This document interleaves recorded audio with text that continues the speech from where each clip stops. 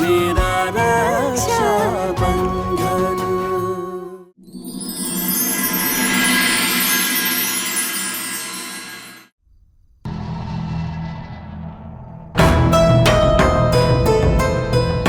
আমি জিজ্ঞেস করছি তোমাকে যে কোথায় ছিলে তুমি? তোমাকে আমার চিন্তা করার কোনো প্রয়োজন নেই যে আমি কোথায় ছিলাম আর কোথায় ছিলাম না।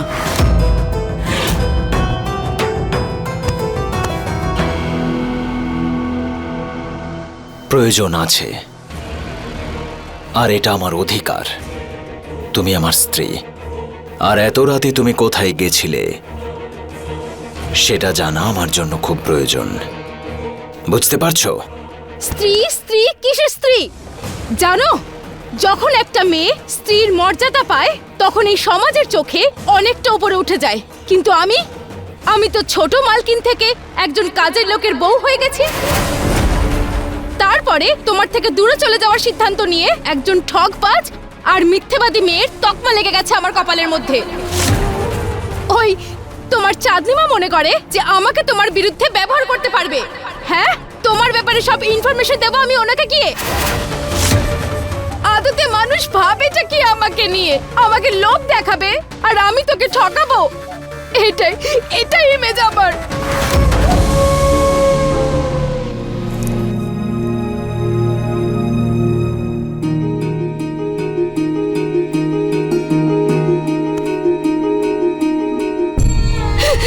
আমি বলে দিয়েছি ওই চাঁদনিমাকে যে তোমার আমার মধ্যে যতই প্রবলেমস থাকুক না কেন, কোনো তৃতীয় ব্যক্তি ঢুকতে পারে না। অনেকবার মানুষের উপরে বিশ্বাস করে ঠকেছি আমি। এখনো যদি আসল নকল বুঝতে না পারি আমি, তাহলে আমি মুক্ত হয়ে পড়ে যাব। আমি বুঝিয়ে দিয়েছি নিজেকে, এখন এটাই আমার লাইফ আর এটাই আমার পৃথিবী। যাই আছে না কেন সেটা তুমি।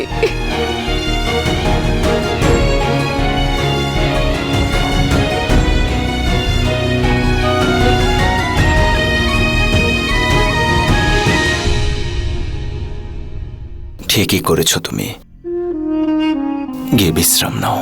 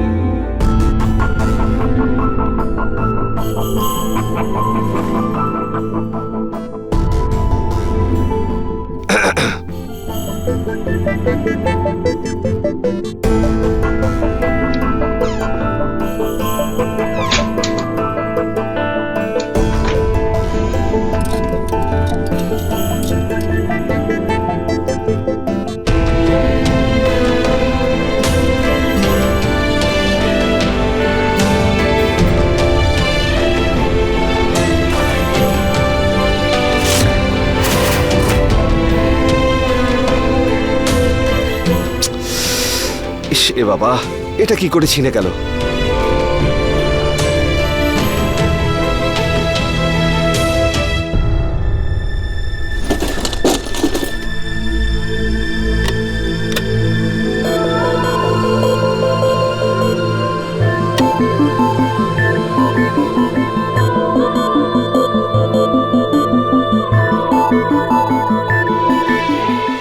এটা আবার কিভাবে করতে হয়?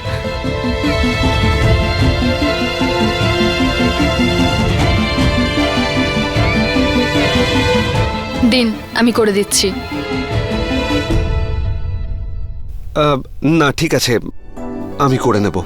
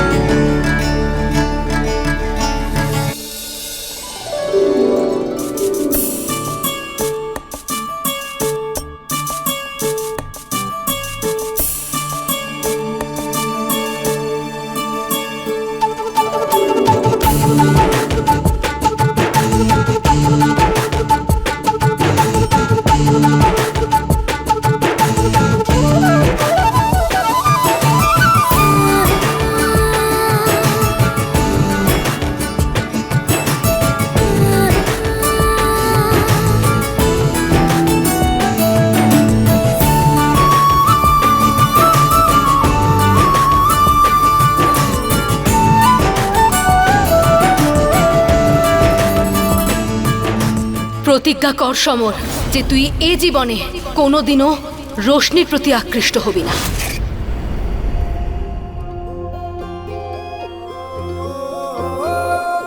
I am sorry. I am sorry.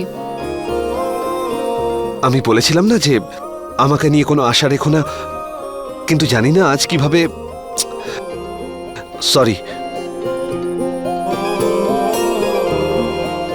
বোতাম লাগানোর জন্য থ্যাংক ইউ।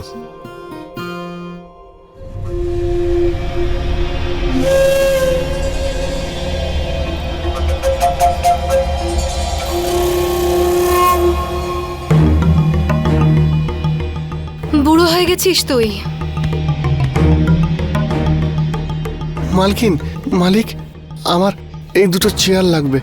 চোখে দেখতে পাস না তুই, নাকি দিন দিন ঘোড়ার মতো শুধু সোজাই দেখতে পাস?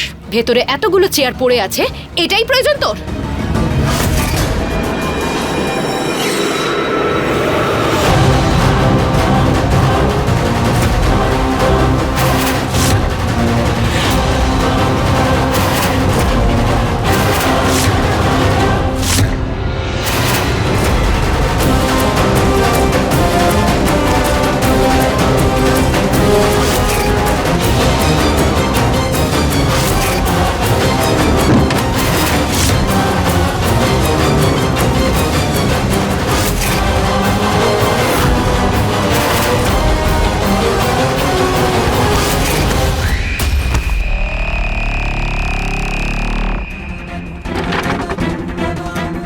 এই চেয়ারটাতে বসে আমার বাবা ন্যায় বিচার করত।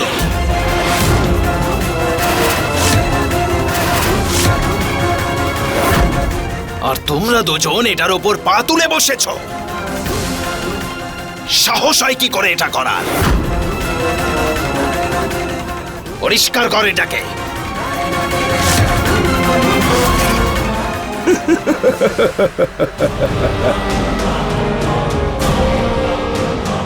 চেয়ার আমি পরিষ্কার করব না। যা করার আছে করুন, যা।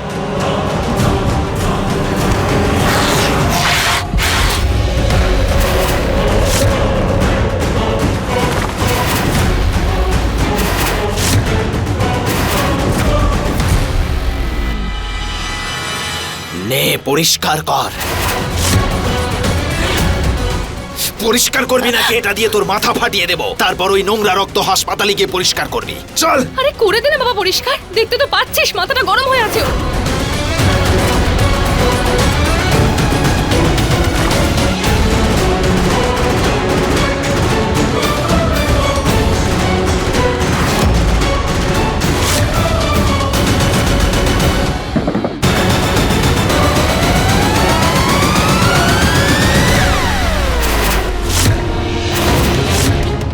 শান্তিতে থাকতে দিচ্ছিস না কেন বলতো তুই আমাদের?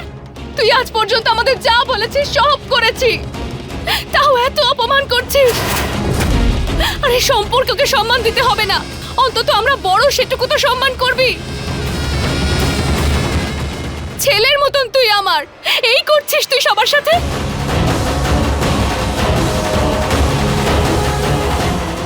দেখো এখানে তোমার দাদা তোমাকে সাপোর্ট করতে এসেছে না, কিন্তু যবে থেকে ও এখানে এসেছে আমার কাকা আমার কাকুকে ধমক দিয়ে যাচ্ছে, ওদের বিরক্ত করে যাচ্ছে।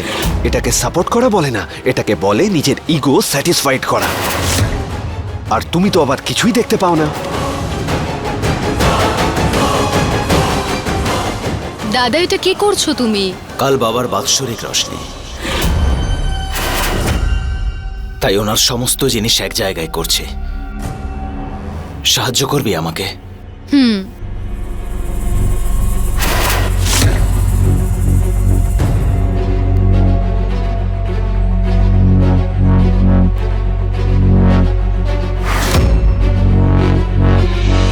জমিদার বাবুর বাৎসরিক অনুষ্ঠান, আবার কি নতুন খেলা শুরু করতে চলেছে ও?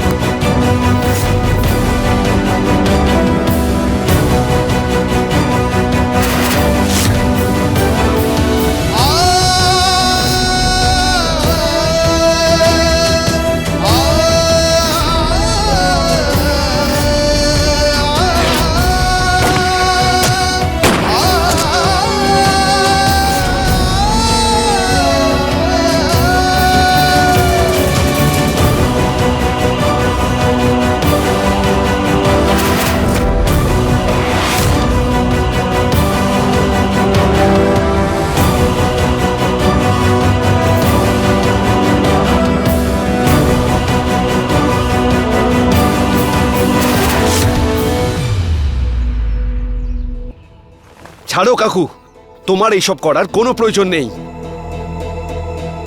শুনে রেখো রশনি, তোমার ভাইয়ের হিংসা কিন্তু এই বাড়িকে ভেঙে দেবে। এই বলে দিলাম আমি তোমাকে, যুদ্ধ শুরু হবে, যুদ্ধ।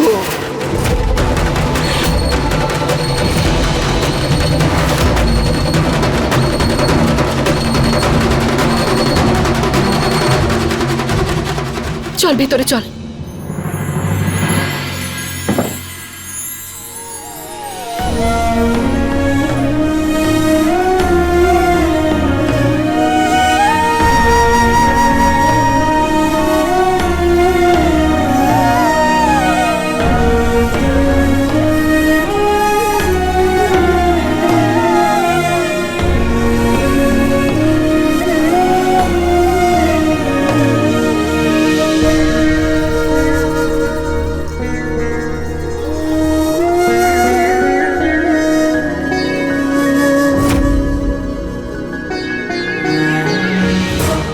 বাবা, তোমার সাথে এরা অন্যায় করেছে, কাউকে ছাড়বে না তোমার শিবরাজ।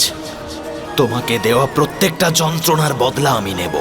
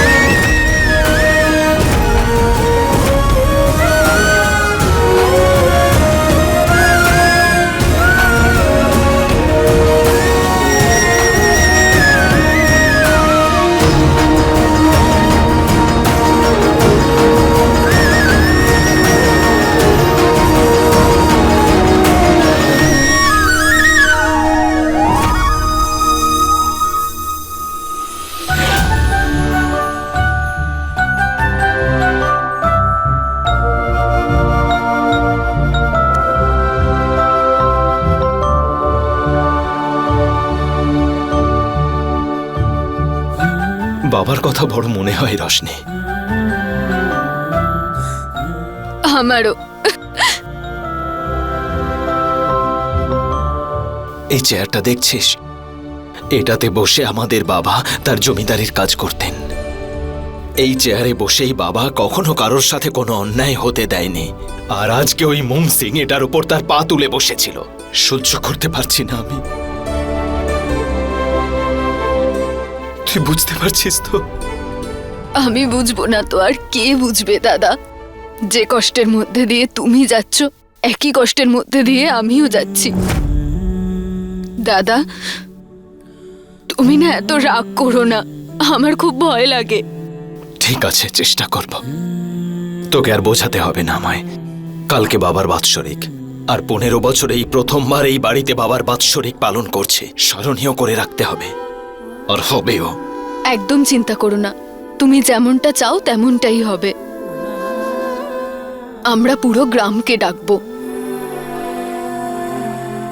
হ্যাঁ, আর কিছু বিশেষ লোকও আসবেন। সেই লোক যারা এই গ্রামের পুরো দায়িত্বের দায়িত্বভার সম্পূর্ণ বিশ্বস্ততার সাথে বাবার হাতে তুলে দিয়েছিল। সময় এসে গেছে রশনি, সেই দায়িত্বভার এখন আমার হাতে তুলে নেওয়া। কাল পুরো গ্রামের সামনে আমি এটা ঘোষণা করতে চলেছি, জমিদার উমেদ সিং এর উত্তরাধিকারী রশনি আর শিবরাজ ফিরে এসেছে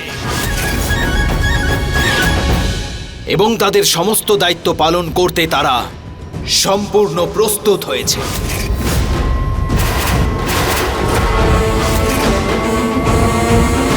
তার মানে আমি একদম ঠিক সন্দেহ করেছিলাম। বাবার বাৎসরিক কাজের নাম করে ও ষড়যন্ত্র শুরু করেছে।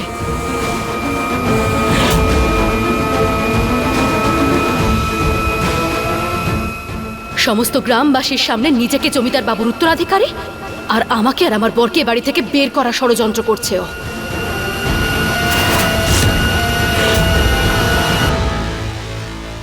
যা, গিয়ে কনক দেবীকে নিয়ে আয়। কাজগুলো সবাই আমরা এখানে করব। নিয়ে আয় ওকে।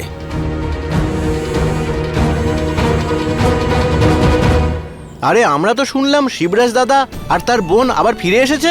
আর এটাও শুনেছি যে শিবরাজ দাদাকে একদম পঞ্চায়েত প্রধানের মতোই দেখতে, একেবারে হুবহু চেহারা। আরে ওর সঙ্গে শুধু আমাদের প্রধান মশাইয়ের চেহারারই মিল নেই, ওনার ব্যক্তিত্বের সঙ্গে মিল আছে। আরে ওনার মতো সাহস, বুদ্ধি আর জ্ঞানও আছে। শিবরাজ এখানে আসাতে এমন মনে হচ্ছে যে প্রধান মশাই ফিরে এসেছেন। আজকে শিবরাজ বড় একটা ঘোষণা করতে চলেছে, সমস্ত গ্রামবাসীরা যাচ্ছে। তোমরা দাঁড়িয়ে আছো কেন?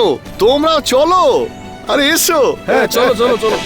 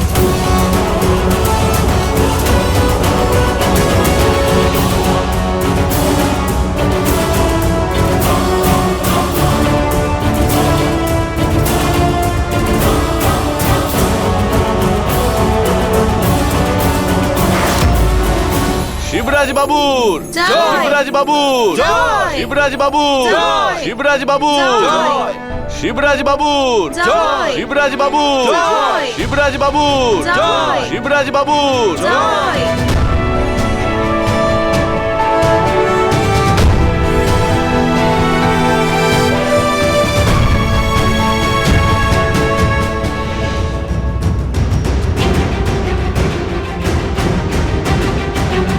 পনেরো বছর পরে আমার গ্রামে ফিরে এসেছে। এই গ্রামের মাটিতে মাথা ঠেকানোর সৌভাগ্য 15 বছর পরে পেয়েছি আমি। আপনাদের সবার ভালোবাসা আর আশীর্বাদ পেয়ে আমি এতটাই খুশি যে আমি তা ভাষায় প্রকাশ করতে পারবো না।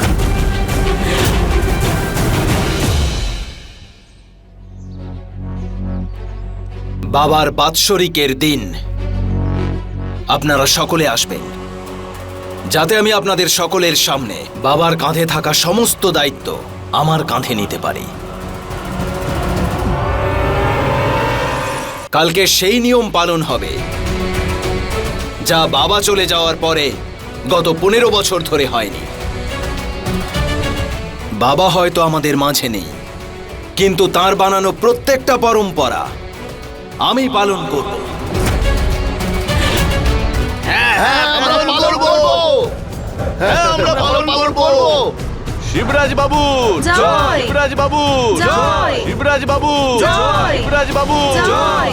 শিবরাজ বাবু জয়! শিবরাজ বাবু জয়! শিবরাজ বাবু জয়! শিবরাজ বাবু জয়! শিবরাজ বাবু জয়!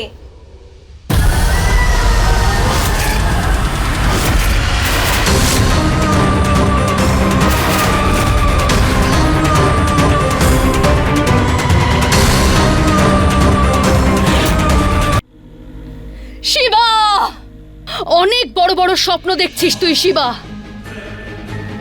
কাল তোর বাবার বাৎসরিক কাজ করবি, হ্যাঁ? সমস্ত গ্রামবাসীর সামনে বাৎসরিকের বাহানা করে নিজের বাবার সম্পত্তিতে গেড়ে বসার চেষ্টা করছিস তুই। পাগড়ি পরবি তুই সবার সামনে, হ্যাঁ? সবাইকে দেখাতে চাইছিস যে জমিদার বাবুর ছেলে আবার ফিরে এসেছে। গোটা গ্রামবাসীকে সামলাবি তুই।